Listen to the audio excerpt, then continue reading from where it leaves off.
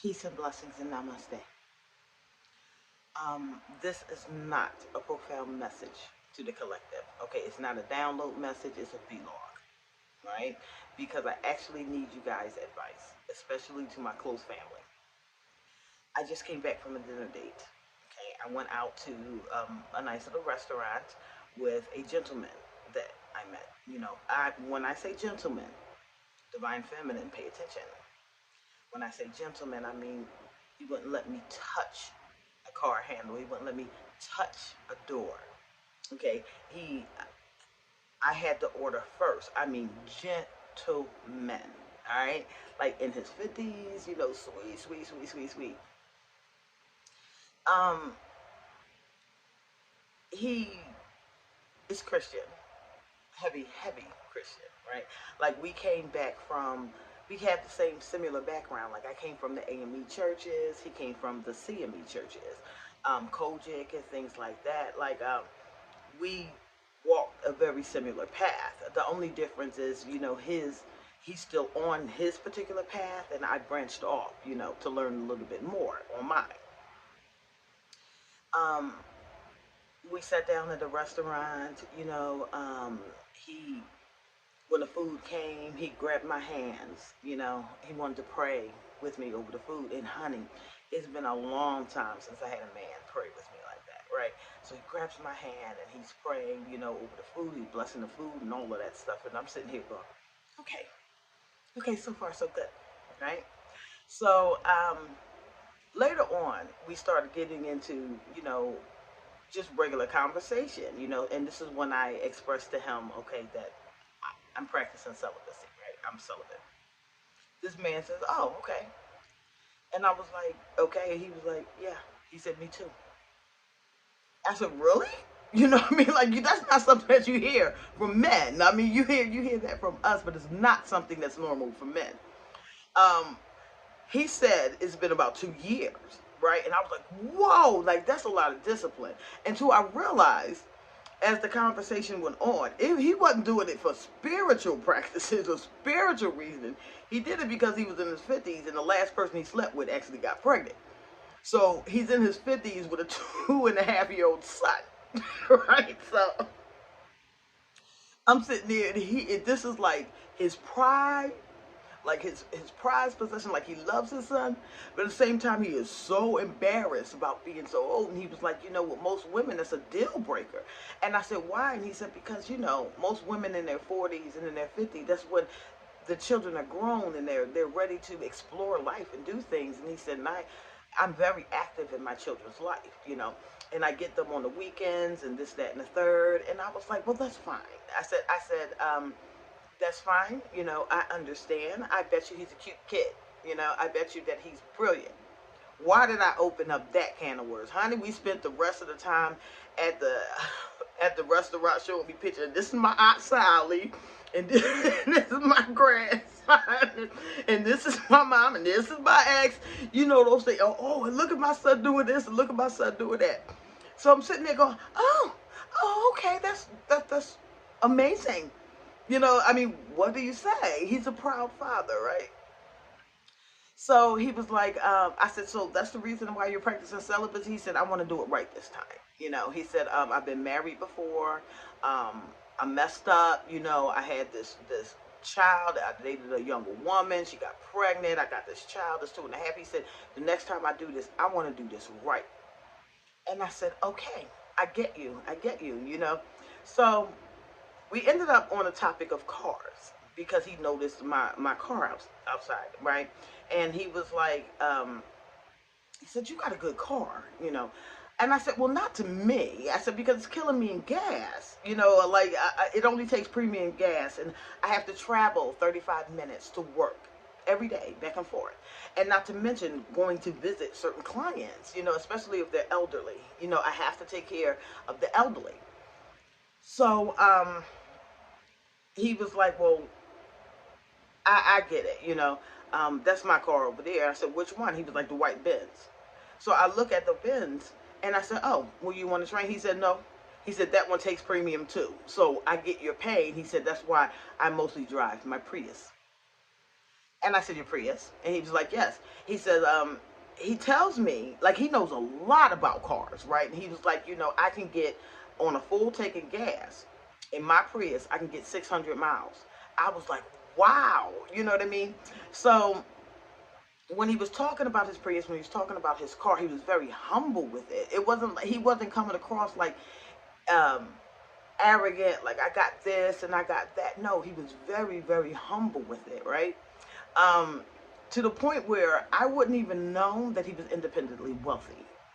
Okay, and so I, and this is how I found this out. When he was talking about his Prius and when he was talking about certain cars and the gas, and then he looked behind and he looked at mine. He was like, "You got a smooth ride. Like your ride drives smooth." I said, "It does. It does. I like, I like my little Infinity. You know what I mean? It drives smooth. So he was like, he said, he wanted to know something about the engine. And I'm like, I don't know. I just get in the car and drive. I change the oil, I change the tire, and I drive. That's all. That's the extent that I know about the car. So I finally said, well, how do you know so much about? Oh, I own all of these car lots. All right. So I'm going, okay, okay. So I said, I can trade this in then. He said, if you want to get better mileage. I said, let me explain something to you. I said, my car's paid for. Okay, I don't want car payments. You splurge with the money. I said I'm going to be the cheapskate. Because I'm not. I don't want another car note. I don't want any car payments. It's paid for. It's mine. He said, well, what if he said I have plenty of toys. What if I just tell you to trade one in? Okay, all right. Follow me because it sounds good so far, right? We're doing good so far. Um, excuse me. So he like he started talking about his car lots and this, that, and the third. And he was trying. His one of his sons started asking him for money, and he was trying to send some money. And I saw him going decline, like his card was declined and whatnot. So I'm thinking to myself, okay, I'm flipping the bill. And I was thinking to myself, okay, I'm just gonna have to pay for dinner. That's fine. And then later on, the next time we go out, if there's another time, then he'll pay, right? So I said to him, I said, so I'll take care of dinner. He goes, absolutely not. Absolutely not. He was like, I'm not a broke dude. He said, this card, I just deposited some money in his bank. I'm going to have to use another one. I said, well, I can always go back and wash dishes. Now, this is me joking around. I said, I can go and get my little white apron and wash some dishes. I said, I'm good at that. We can take care of the meal that way. And he was like, I wouldn't have you touch anything. Excuse me. Now, after the date, we're outside and we're talking, and he was like, what are you doing? And I'm like, I'm going home. It's been an exhausting day for me. I've been at work today, and I got to work tomorrow. And so he asked me a very serious question, and he was like, he got into everything that I do. Here's where I need y'all help. This man, this Christian man, okay, I mean church, Bible thumping, all of that. How am I going to explain to him that I identify with dragons? How? How am I even going to get into my spirituality like that without him judging me? What part of my life can I be open enough, at one point and be like, well, come on. Like, people, it's so hard for people like me to date. And he's a good guy, y'all. And I was sitting around thinking, like, this eventually is going to come up. It's going to come up. See, what I told him was, I coach, you know, I teach a little, that I'm into history, etymology, things of that, linguistics, things of that nature. And this is true, right? So I didn't quite lie, okay? I told him that when I was in the church, I was operating as a prophetess. He understood what that was and he identified with it, and that was fine. But eventually, this conversation is going to be had. And I don't know how to tell this Christian man that I identify with being a dragon. I am hoping that he deals with the fruits of the Spirit. I am hoping that since he's in the church that he understands that what it's like to bear good fruit, and that he would not be judgmental with me when it comes down to this.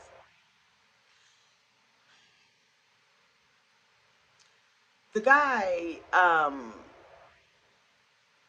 he was like, he was really funny. He was like, I'm not a broke dude. I stay out, and he first of all, I wasn't even supposed to go out with him tonight. Let's take it back there. I wasn't supposed to go out with him tonight. I was tired.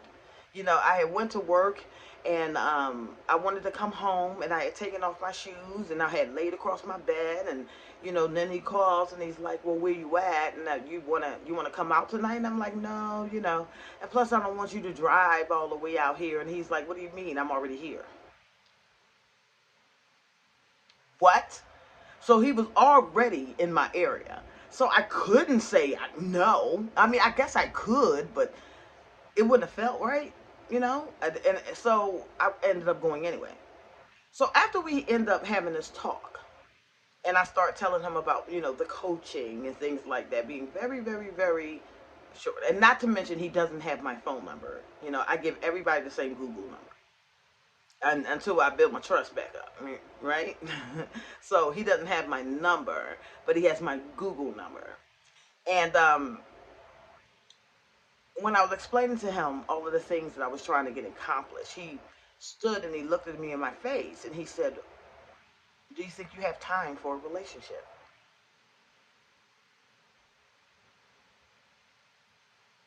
That's the first time I actually thought about that question in that manner. And so I got quiet on him, because I had to think about it. I had to think about it. He said, "Take your time, and be honest." He said, "But, with everything that you got going on, and what you're focusing on, are you sure that you're looking for a relationship?" And so instead of answering the question, I kind of just threw it back at him. And I said, "Well, you got just as much going on and you're looking for a relationship." I said, "You own these car lots and businesses, and then you just ordered a truck, and all of this stuff." Because he did tell me that he had invested 10 grand in some type of 18 wheeler to transport cars or something like that. Like he in 2023 he's trying to build this business, right? So, and the only reason why we got into that is because I told him that I was about building generational wealth. And I was like, I'm looking for a partner that can match my ambition, that wants the same things that I do, that want to build this generational wealth, that want to help the people, that want to, and because he had this church, this very strong Christian background, he was all about, he was all about that. He was all about community. He was all about service. So I threw it back at him. I said, "Well, you're doing the same thing." And he was like, "Yeah." He said, "You're right about that." And I said, "Yeah, don't ask me that." Did I dodge a bullet? All right. I still didn't answer the question because I don't know. My question to you guys is, how do you think I'm going to let this Christian man know that I deal with the Elohim and the ancestors without him? And not only that, but I identify with being a dragon. And I can just imagine where that's going to go. No offense to any Christians out there. I was one for years, years, years, years, years. I love Christians. Okay, I love people from all types of religious backgrounds. As long as you're walking your truth. The only thing that I don't like is a hypocrite. All right, and if you're walking your path and you're walking your truth and you identify with being a Christian, that's fine. But the one thing that I remembered about when I was a Christian is we were very judgmental. And when we associated with the dragon, it was typically the dragon was the devil. You see what I'm saying? And I don't know if I have enough fortitude to explain all of this to him.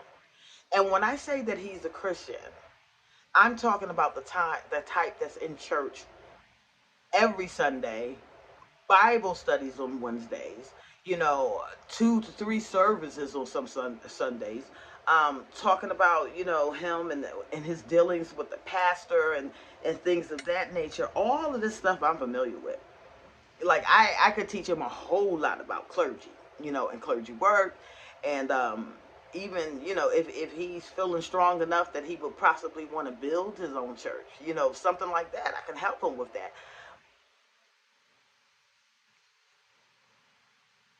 But I'm Sophie, so I don't know. I don't know. And that's the first question. Second question is, was he right in asking me, with everything that I have going on, am I sure I want a relationship? Because this guy's like ready to marry. And I'm not saying that he's ready to marry me. I mean, this is our first date, right? This was our first date, and he was already taking pictures of me, and I'm like, no, no, no, no, don't do that, don't do that. And he's got the selfie things going on, and he's got his arm around me, and he's taking pictures, and he's like, smile for the camera, you look at the camera, he's taking all these pictures, and then when it was time to leave, he opens up my car door, can I get a hug? I give him a hug, really sweet, like he doesn't want anything from me, and it's a breath of fresh air. And just to even have him grab my hands and pray with me loud, like over dinner, like he's not shy. He's just going to be who he is, and he's wealthy and humble. I listen, guys. I would not have known that he owned anything, or done anything. He wasn't even going to show me the car that he drove. He was just talking about mine, circling mine, and pointing out certain things on it and the functions of it and how it rides and what's the best way to keep it. And if I wouldn't have said, how do you know so much about cars? I wouldn't have known about the Prius and the toys and the lots that he owns. So it's that one thing. No, sorry. It's that two things that is bothering me. Number one, if he wants to go to church and he wants me to take him, take me with him, I'll go. I'm very familiar. You know what I mean? How it goes, and I don't mind being around people that pray and sing, especially choirs. I grew up singing gospel. You know, so I remember the choirs. I remember all of that stuff. So, but will he be able to handle all of who I am?